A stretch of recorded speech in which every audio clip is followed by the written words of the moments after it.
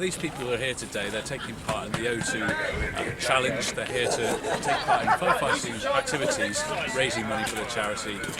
Hopefully at the end of the day they're going to come away with the experience of firefighters. They're going to be working better as a team, and they'll have new experiences and be able to take that into the future, so that they will have a better understanding of how to work as a team. Yeah, what they're going to do, the crew are going to arrive. This is the Sir Henry. It's the ship on site, and their task is to search the engine compartment of the ship and locate a missing dock worker who's been lost when they had a rapid evacuation of the ship. You've got to work, they've got to stay together, they've got to work together, they've got to communicate what they find. It's not a case of, all right, we're walking into the engine room.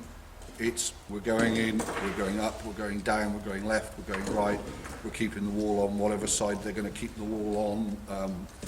We've come up against some equipment, this is what it is, that sort of thing.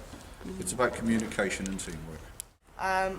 Also, when going round the room, can we have one person tailing against the wall, touching with the wall, and the other person sort of shoulder to shoulder, okay?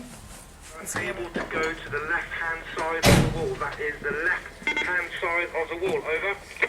Okay, is that because of an obstruction, Steve? Over. There is a staircase, so it is obstructed, so we will work towards the right. Over. Okay, thank you, Steve. Woo!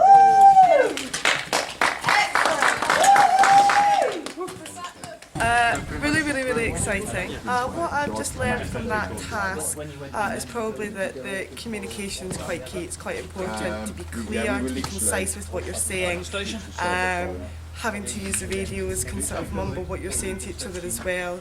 And just taking everything into consideration, thinking about all the detail, and being quite clear about what you're describing and where you are, and sort of maintaining the communication with people outside, because they don't know what you're going through on the inside when you're inside the building. So.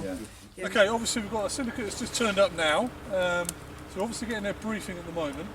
There's a hydrant, so they'll need to get a water supply into the hydrant, into the pump. Okay, so the main pump will obviously then be able to feed the firefighting hose. They'll then be running some hose up towards the apron here, and they'll attack that car fire with a firefighting branch, usually a team of two. Okay, individual teamwork, there's going to be hose running, and it's delegation really, so it's just making sure that everybody knows what they should be doing. So obviously the end task is to completely extinguish the car fire. That is the plan.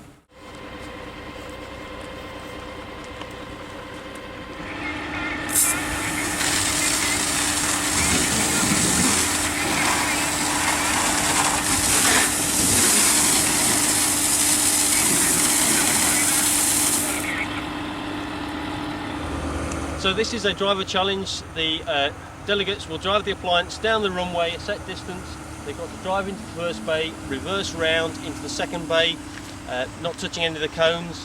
They've then got to drive back up the measured distance, and it is the target time to achieve. It's not the fastest, it's simply a set target time to allow them to use their skills in negotiating and reversing a fire appliance.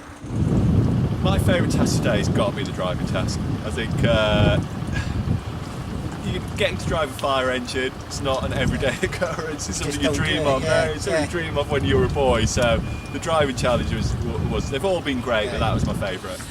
We planned today's event really. It's something that we do every year with O2. We raise money for charities as part of our Christmas team event each year. The Firefighters Charity is involved in putting on corporate team building events because they're just a superb experience.